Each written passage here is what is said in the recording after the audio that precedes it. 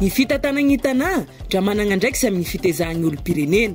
Isika olo-pirenena koa dra manana didy amin'ny fagnazahana an'izay. Ho fagnazana an'izay aseka, dra andao hagnazana fepetra vao toromarika.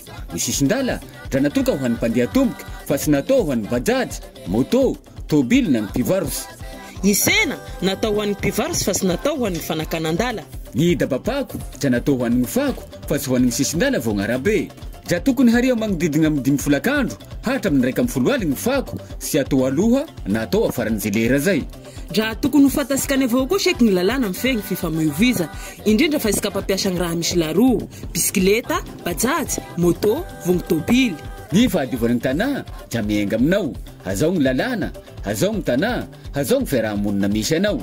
Kominy ambonivohitsy faradofay, andao agnova ny fomba, andao agnova ny tanà, tanà madio, tanà mandroso, faradofay sy maintsy mandroso.